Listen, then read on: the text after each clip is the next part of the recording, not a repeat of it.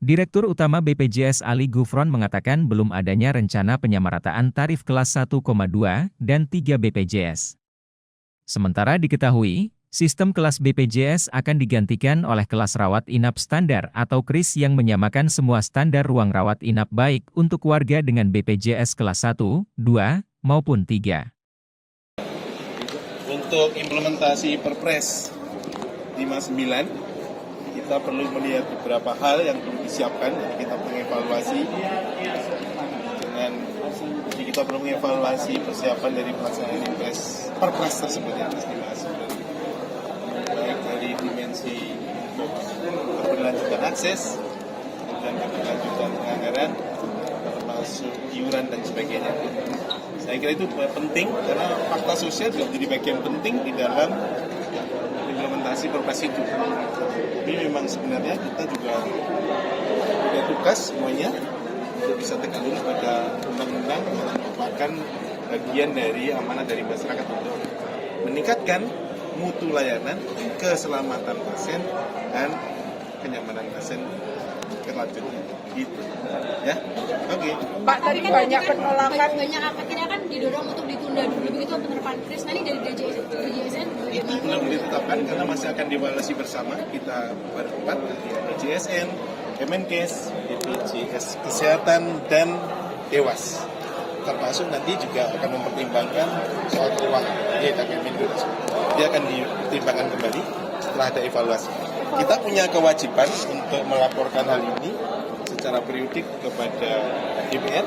DPR juga merupakan bagian kita merupakan masyarakat yang perlu dia terus mendapatkan informasi yang betul tentang hal ini. Pak, evaluasinya sampai kapan? Tadi kan Pak Wamen bilang akhir tahun baru bakalan ini ditunda atau gimana gitu. Ya tadi memang soal waktu tidak disebutkan, tapi secepatnya paling tidak kita bisa per 2 bulan untuk melaporkan kemajuan tentang hal ini. Ya, apakah dari aspek kepesertaan, apakah itu dari aspek manfaat, apakah dari aspek iuran, tarif dulu, dan aspek iuran. Jadi itu 4 hal itu harus sekaligus. Kepesertaan, manfaat, tarif, dan iuran. Itu satu tarikan nafas untuk dia sekaligus bisa mengimplementasikan itu. Pak, soal tarif itu nantinya akan untuk penegasan aja Pak, akan dijadikan satu atau bagaimana Pak? Kita akan melihat dulu dari hasil evaluasi aktuarianya, karena kita tidak ingin JKN ini mengalami masalah dengan keuangan. Jadi itu membutuhkan evaluasi yang mendalam tentang hal itu, ya. Karena Pak Dirut juga tidak ingin repot dengan adanya masalah soal keuangan yang tidak cukup kan itu ya. Jadi tetap akan menjadi bagian penting, salah satunya adalah soal hitungan aktuaria untuk melihat terkait anggaran. Pak, jadi penegasan saja Pak, jadi belum ditentukan ya apakah ini tarifnya akan disamakan kelas 1, 2, 3 atau kelasnya akan disamakan itu belum ada? Belum ada. Jadi belum ada. Walaupun kita sudah punya penghapusan. Iya, jadi belum ada. Karena dari studi-studi yang lalu tentu tidak. Laporan kita, naskah akademik kita kan terakhir tahun 2022. Tentu dengan dinamika sosial yang ada sekarang dan kebijakan-kebijakan sebenarnya kenaikan tarif yang telah dibuat oleh Permenkes kemarin, itu kan pengaruhnya besar. Dinamika jumlah kepesertaan yang sekarang berubah kayak apa modelnya, artinya misalnya contoh tadi sebut-sebut soal yang jumlah aktif kok makin tidak naik, itu segmennya mana saja dan sebagainya. Kan itu menjadi bagian penting untuk menghitung daripada aktuaria keberlangsungan dunia ini. Jadi penjelasan standar itu apa Pak? Penjelasan standar itu sebenarnya begini, itu kan untuk meningkatkan kualitas mutu ruang rawat inap yang standar minimal harus begitu loh, kan gitu sebetulnya. Jadi ruang rawat inap kita jangan terlalu banyak bervariasi, dan ini menjadi tugas berat karena disparitas semuanya sangat tinggi. Jadi sebenarnya ini untuk mendorong bagaimana supaya ruang rawat inap itu standarnya berkualitas begitu seperti itu tadi, untuk mengurangi infeksi antar teman gitu ya, meningkatkan kenyamanan kan gitu sebenarnya. Depannya kita. Jadi kerjasama dengan asuransi swasta itu target tahun ini? Oke, soal yang itu kami persilakan Dirut saja gitu. Iya, jadi sebetulnya kan di Perpres 59 itu kan tidak hanya bicara KRIS ya, tapi yang diisukan dan didiskusikan itu KRIS terus. Nah, sebetulnya termasuk di situ diatur mereka yang ingin naik ke kelas di atasnya dan ke kelas haknya. Namanya kelas 1 kepingin di VIP atau VIP ya.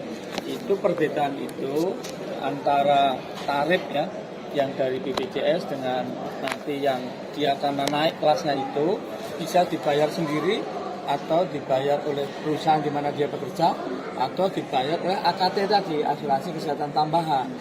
Menurut saya public private partnership, jadi kerjasama antara swasta dan pemerintah itu esensial, penting ya. Karena nggak mungkin kita hanya BPJS membiayai sendiri gitu. Tetapi tentu ini harus dicari titik temu yang pas. Jangan sampai yang satu ditekan, yang satu menekan, atau sebaliknya. Gitu. Jadi itu harus dicari titik temu dimanapun public-private partnership itu amat sangat penting dan strategis karena biaya kita pelayanan kesehatan seluruh Indonesia ini sekitar 600 triliun. Itu termasuk yang tidak atau yang pergi ke luar negeri, ya, itu sekitar 170-an triliun. Gitu.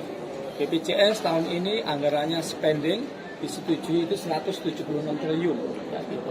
Jadi dari total ya termasuk dari Pemda membangun pelayanan kesehatan ya di puskesmasnya, rumah sakit segala macam ya.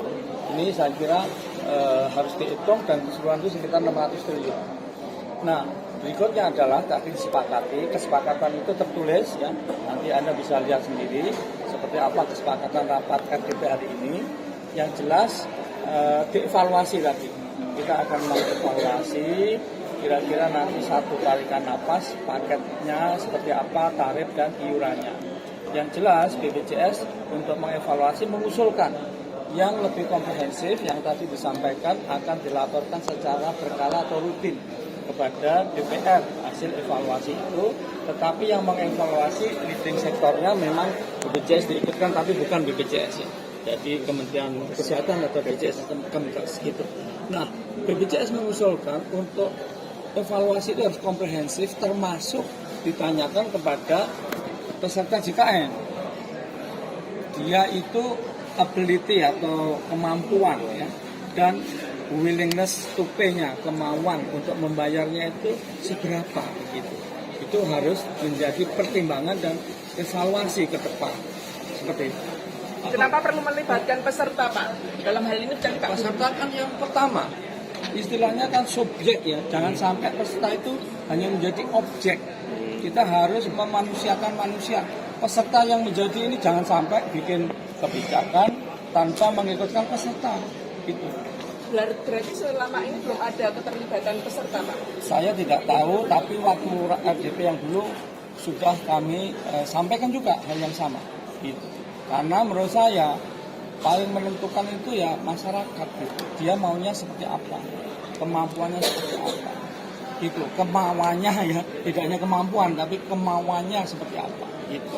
Itu harus menjadi pertimbangan. Pak, tadi soal ada pemangkasan sekitar 100.000 lebih bed. Enggak, itu kan hitungan.